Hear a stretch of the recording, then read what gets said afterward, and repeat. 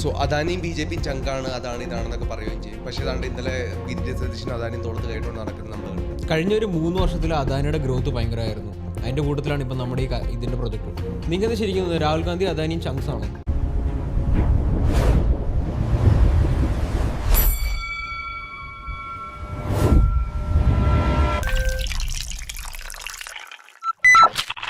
ഒരു റീല് വെച്ച് നമുക്ക് സ്റ്റാർട്ട് ചെയ്യാം. സോ ഈ ഒരു റീല് ആൻഡ് ഇതിൻ്റെ റേറ്റ് ഇതിൽ വരുന്ന സംഭവത്തിൽ നമ്മൾ റിയാക്ട് ചെയ്യാനാണ് നമ്മൾ ബേസിക്കലി ഇത് ഉദ്ദേശിക്കുന്നത്.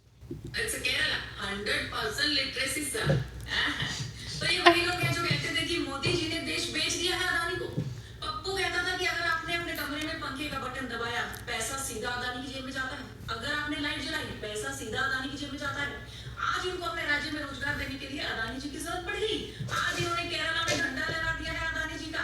थूक के चाटना इसे कहा जाता है. नहीं मतलब ये खुद को एजुकेटेड बोलते हैं, इनको इतना नहीं पता कि हर विकसित देश में ऐसे बहुत सारे अंबानी अदानी का हाथ होता है रोजगार देने में, उस देश को विकसित बनाने में. लेकिन आज इनको खुद को जरूरत पड़ी तो अब इन्होंने थूक के चाट लिया. जब मोदी जी ये सब करते हैं तो ये कहते हैं कि इन्होंने तो देश बेच दिया. तो आज इन्होंने अपना केरला बेच दिया है क्या? हाँ जी, बदतमीज ना हो तो. അപ്പോൾ ഈ പെൺകുട്ടി പറഞ്ഞ എന്താണെന്ന് നിങ്ങളൊന്ന് ട്രാൻസ്ലേറ്റ് ചെയ്ത് കൊടുക്കുക. ആരാണ് ട്രാൻസ്ലേറ്റ് ചെയ്യുന്നത്? സംഖ്യ എന്താണ് ഈ പുള്ളിക്കാരി പറഞ്ഞത്? അല്ല, പുള്ളിക്കാരത്തി ഇതിൽ പറയുന്നത് ആദ്യം ഒരു കളിയാക്കുന്നുണ്ട്. നമ്മുടെ എല്ലാത്തിലും നമ്മൾ മലയാളീസ് ഭയങ്കര എഡ്യൂക്കേറ്റഡ് ആണെന്നുള്ളൊരു ഇമേജ് എല്ലാവർക്കും ഉണ്ട്. അപ്പോൾ അതിനാണ് പുള്ളിക്കാരത്തി ടാർഗറ്റ് ചെയ്ത് പറയുന്നത്. അത് കഴിഞ്ഞിട്ട് പുള്ളിക്കാരത്തി പോയിൻ്റ് ഔട്ട് ചെയ്യണമെന്ന് വെച്ചാൽ രാഹുൽ ഗാന്ധിയുടെ ഇൻസിഡൻ്റ് ആണ്. പുള്ളി എപ്പോഴും പറയുന്ന ഒരു സംഭവമാണ്, നമ്മുടെ വീട്ടിലുള്ള അല്ലെങ്കിൽ നമ്മുടെ സറൗണ്ടിങ്സിലുള്ള എല്ലാ സംഭവവും പർട്ടിക്കുലർലി ഒരാൾ തന്നെയാണ് ചെയ്യുന്നത്. ഒരു ബിസിനസ് മാനിലേക്ക് ഓറിയൻറ്റഡ് ആണ് അദാനി.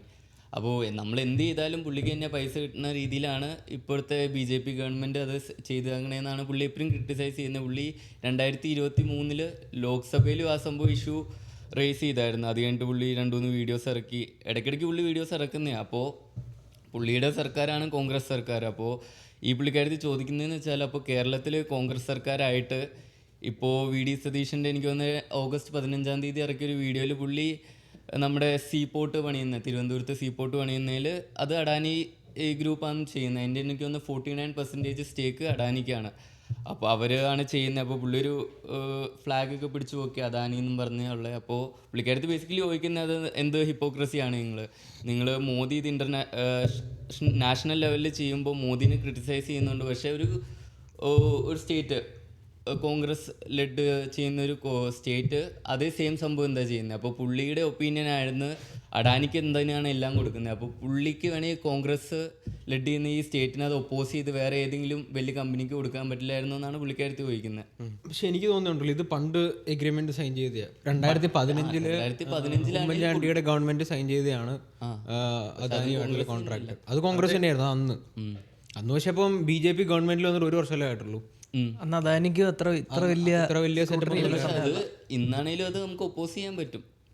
അത് ഈവൻ പിണറായി വിജയൻ വന്നപ്പോഴും ഒപ്പോസ് ചെയ്യായിരുന്നു. പക്ഷെ അതിനെന്തേലും ഇതൊക്കെ ലോ പോയിന്റ്സ് ഉണ്ടാവും. കാരണം ഓൾറെഡി കോൺട്രാക്ട് സൈൻ ചെയ്താണെങ്കിൽ പിന്നെ അത് പിന്മാറി കഴിഞ്ഞാൽ വലിയ ഫൈനൊക്കെ കൊടുക്കേണ്ടി വരും. അതായത് അന്നത് ലോൺ ബിഡ് ചെയ്യണം, അതായത് ടെൻഡർ ഇടുമ്പോൾ ലോൺ ബിഡ് ചെയ്യണം. അന്ന് ഏറ്റവും കൂടുതൽ ബിഡ് ചെയ്തിട്ടുള്ള അദാനിയാണ് 2015.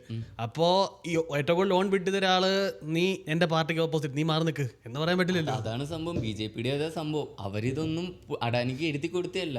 ഇതെല്ലാം പുള്ളിക്ക് എനിക്ക് തോന്നുന്നു 7-8 എയർപോർട്ടുണ്ട് പുള്ളിയുടെ ഇതിൽ ഏറ്റവും കൂടുതൽ സ്റ്റേക്ക് ഉള്ളതില്ല. പുള്ളി എല്ലാത്തിലും ഏറ്റവും കൂടുതൽ ബിഡ് ഇട്ട് പുള്ളി ഏറ്റവും കൂടുതൽ ഗവൺമെന്റിന് പെർ പാസഞ്ചർ ഇത്രയും പൈസ വെച്ച് കൊടുക്കാന്ന് പറഞ്ഞത് അത് ഏറ്റവും കൂടുതൽ അഡാനിയാണ് ചെയ്തത്. എനിക്കൊന്ന് 115 രൂപ വെച്ച് ഗവൺമെന്റിന് കൊടുക്കാന്ന് പറഞ്ഞു പെർ പാസഞ്ചർ.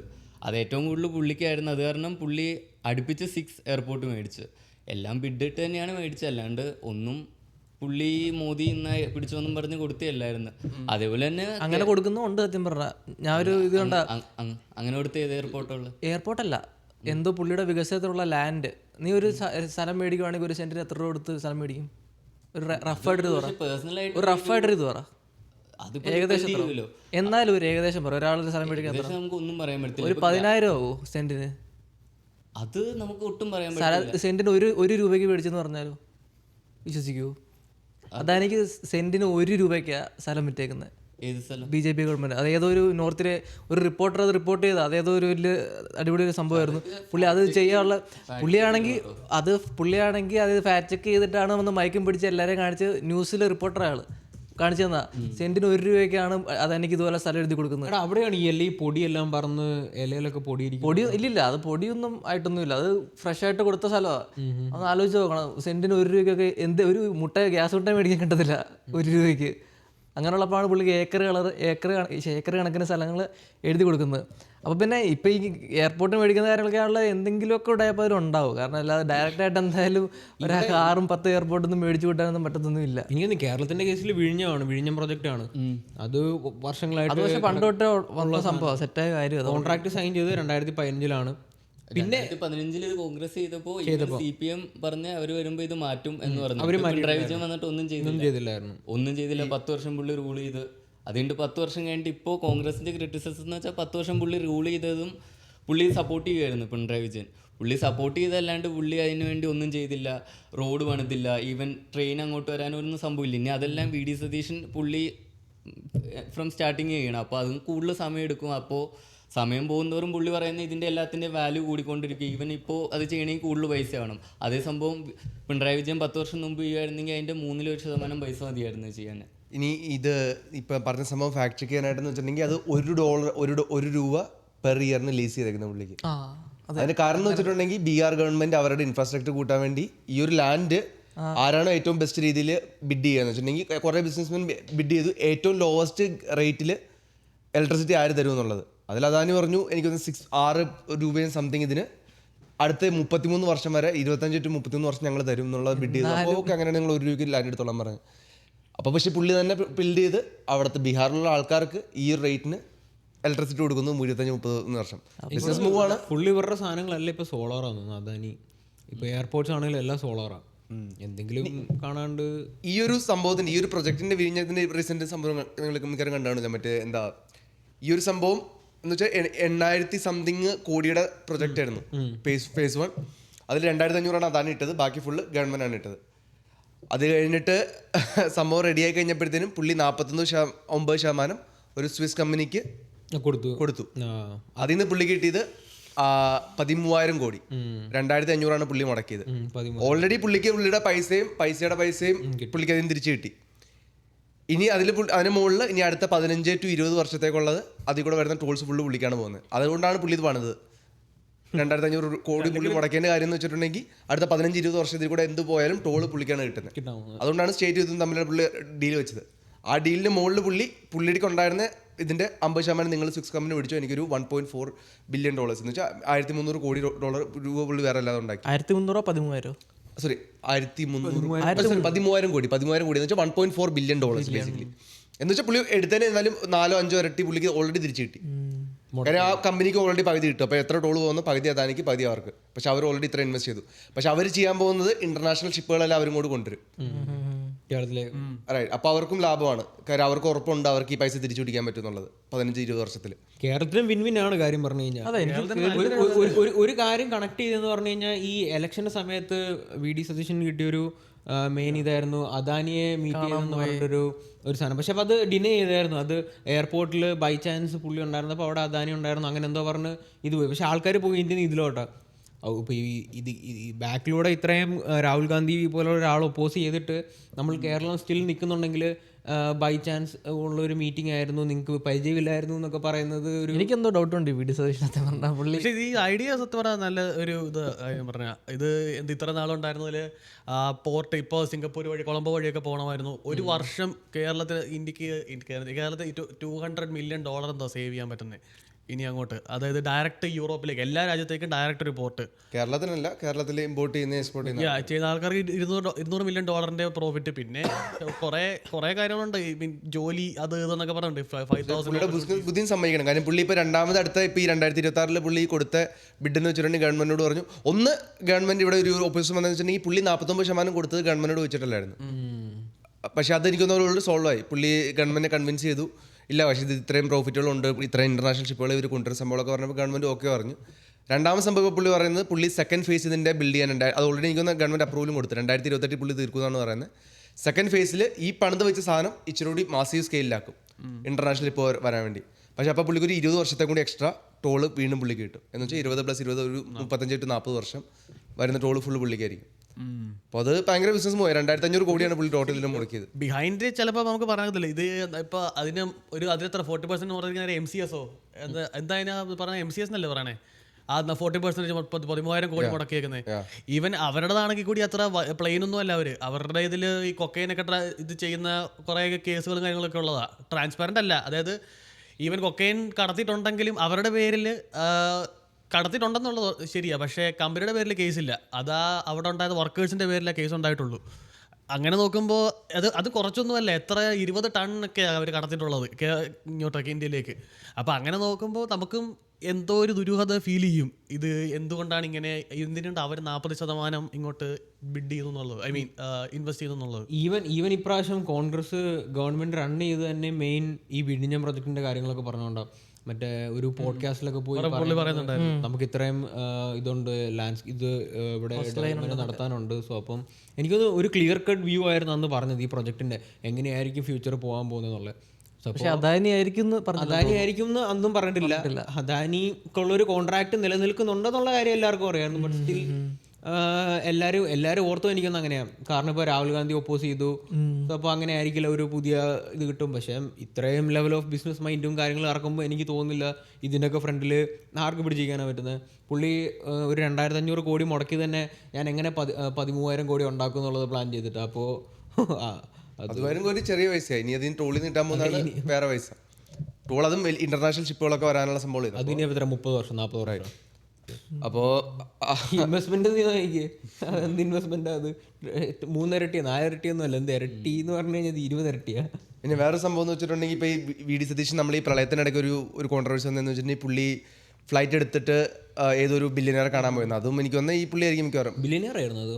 കേരളത്തിൽ വന്നൊരു വലിയ ബിസിനസ് മാൻ. അപ്പോൾ അത് മീഡിയ ചോദിച്ചു എന്തിനാ കാണാൻ പോയെന്ന്. അല്ല ആരാന്ന് ചോദിച്ചു, ആരെ കാണാനുള്ളത് പറഞ്ഞില്ല. പുള്ളി പറഞ്ഞു അതെന്തിനാ പറഞ്ഞിട്ട് മുടക്കാനല്ലേന്നാണ് പുള്ളി ചോദിച്ചത്.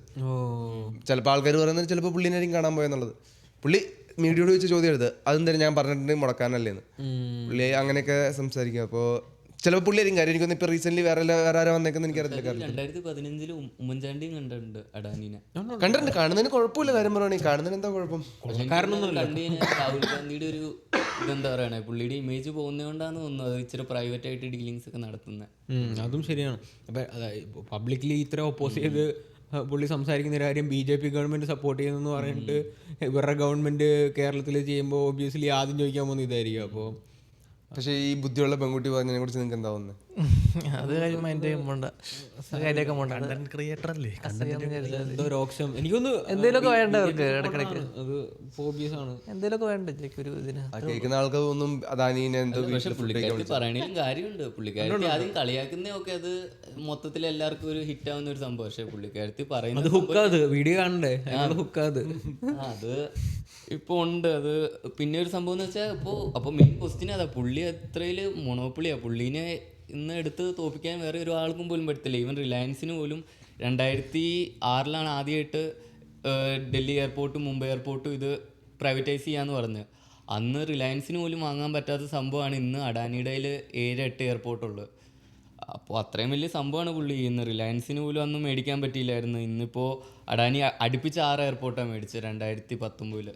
പക്ഷെ എനിക്ക് തോന്നുന്നു എയർപോർട്ട് ഇൻഫ്രാസ്ട്രക്ചർ ഒക്കെ നമ്മുടേത് മെച്ചപ്പെട്ടിട്ടേ ഉള്ളൂ. ഒന്നും ഇവര് വന്നിട്ട് ചെയ്തിട്ട് ശോകമായെന്ന് പറയാനായിട്ട് ഞാൻ ഒന്നും കണ്ടിട്ടില്ല. കാരണം ആൾക്കാർക്ക് കൺസേൺ ഉണ്ടായിരുന്നു, പ്രൈവറ്റ് കമ്പനീസ് വരുമ്പോൾ എന്താണ് ഇത്ര സേഫ് ആണോ സംഭവങ്ങളുണ്ടായിരുന്നു. പക്ഷെ ആദ്യമായിട്ട് എനിക്ക് തോന്നുന്നത് കൊച്ചി എയർപോർട്ട് തന്നെയാണ് അത് ചെയ്ത് ഇന്റർനാഷണൽ ലിമിറ്റഡ്. കൊച്ചി ഇന്റർനാഷണൽ നല്ല എയർപോർട്ടാണ്. ഇപ്പോൾ ബാംഗ്ലൂർ ഇന്റർനാഷണൽ ആണ് എനിക്കൊന്ന്. പക്ഷെ കൊച്ചി ഇയാളുടെ അല്ലല്ലോ, എനിക്കറിയില്ല. കൊച്ചി അദാനിയാന്ന് തോന്നുന്നത്.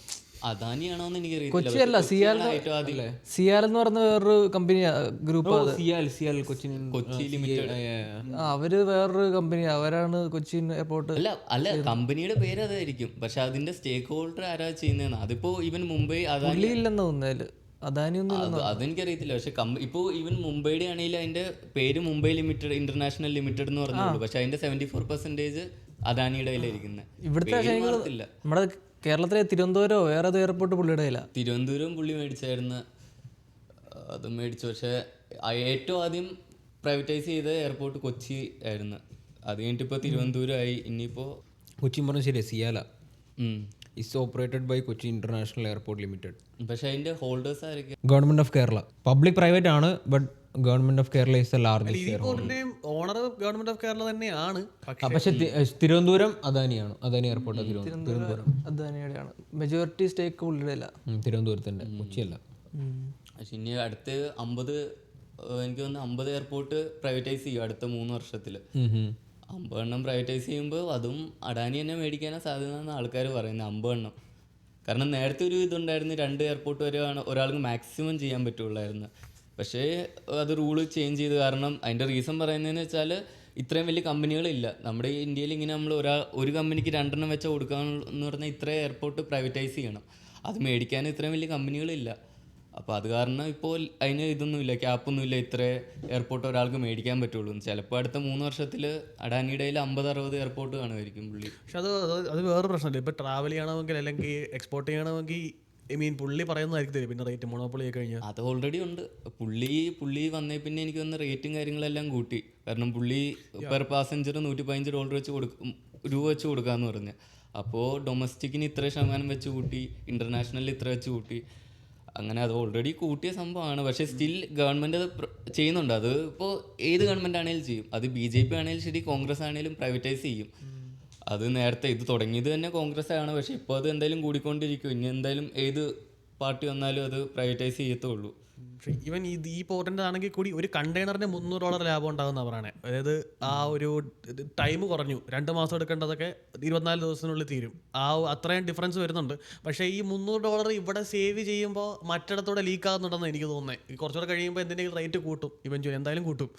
അപ്പോൾ ഇത് എനിക്ക് കുറച്ച് കഴിയുമ്പോൾ ഈ $300 ലാഭിക്കുന്നത് എവിടെ പോകും അറിയില്ല, നോക്കാം.